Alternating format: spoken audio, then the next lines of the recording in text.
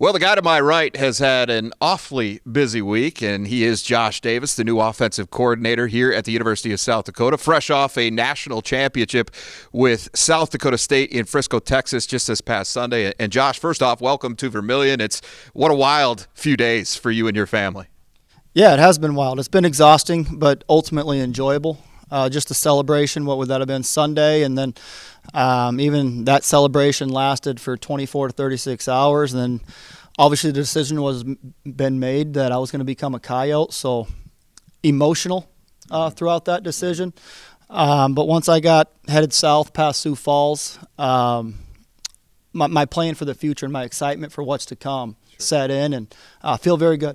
The decision to become a Coyote. Obviously, a lot of people have made that decision. Not a lot of them have been Jackrabbits first and then made that decision. So can you kind of walk me through how we got here from there?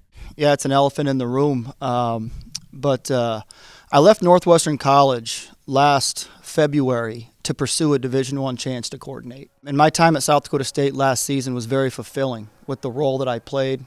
Coach Stig made me pass game coordinator, working with Coach Lujan and Coach Olsen. Things obviously clicked really well. I was able to grow and learn and build strong relationships. And then Coach Nielsen called me. I can't remember what day that was. Might have been the day we even played Montana State or the day before. And I told him that I was definitely interested. I'd be a fool not to be. And when the job was offered to me, I said I don't want to be in a habit of turning down good opportunities in this profession. So my wife and I slept a couple nights and really we're going back and forth on things. But ultimately, it was too good of an opportunity to pass up. Why was it too good? Just as you looked at it as a whole and tried to be as objective about it as possible and removing yourself from the rivalry part of that equation, what about this job was so attractive to you? And why was it the right fit for your first D1 coordinator opportunity? I think Coach Nielsen runs a program that I believe in, built on character and work ethic. I believe that the roster is in a good spot. And we can win here. I believe that our defense is very strong, which I love as an offensive coach, planning to play complementary football. Even when I was at Northwestern College in the NAIA coaching, I don't think anybody really wanted USD on the schedule because it's a dangerous team to play. We're 2 seasons removed from the playoffs and being a really competitive playoff team. And like I said earlier, I think there's a fine line between what happened in the fall of 2022 and what could happen here in the fall of 2023. I think that the town of Vermilion and the support that we have is in place from the leadership on down. And I also I have a tremendous amount of self-belief.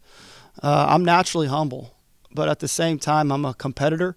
I understand the challenge that's ahead, but it excites me to surround myself with new professional people who are hungry to turn this thing around, and I'm glad to be aboard. As you peel it all back and just get down to who you are as a coach and it's the philosophies that are involved in that, what is this offense going to look like under Josh Davis? I want to be versatile. I want to distribute the football. I want to complement our defense and put a game plan together for that specific Saturday. If that means we need to look a little different that Saturday to win that football game, that's what we're going to do. I'm not stubborn in that regard. Challenging defensive coordinators formationally with personnel groupings, motions, trades, shifts has been very successful at places that I've been. Figuring out who our playmakers are and giving them advantageous opportunities to get the ball in their hands. Whether that's formationally, moving some splits around, like I said, motion, trade, shift to try to create a coverage matchup that we like. I'd like to be a pest to defenses, keep defensive coordinators guessing, taking care of the football, minimizing negative yardage. It's okay to punt the football sometimes and let our great defense take the field with proper field position. I believe in all of those things. I'm not a coordinator who feels like we need to lead the conference in every offensive category, except for winning. That's the ultimate goal, and I hope that we can put a recipe together here this winter throughout the spring to take the first steps to be that type of offense. Last one for you.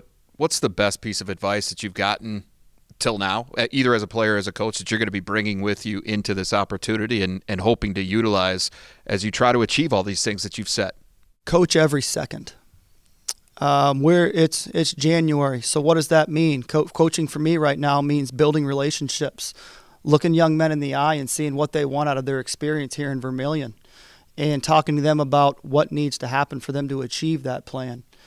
So coaching every second is something that I like to use with the staff as well. If there's a rep during practice, coaches shouldn't be standing in the back with their arms crossed. They should be giving feedback pretty immediately. And that carries over into daily improvement. Daily improvement for me as a husband, as a dad, as a coach, and as an athlete, that's hard to do. When you're 18 to 22 with your social life and your academic life and your spiritual life, and there's a lot going on in these young men's lives. So how can they improve as student athletes every single day? It takes incredible discipline. It takes maturity. It takes help motivation-wise. So daily improvement is something that I know that I missed out on when I was 18 to 22 years old. I thought at times it was okay to just show up on Saturdays and be good. But I don't feel like I ever reached my potential because of that. So helping young men not make the same mistakes I did in that category.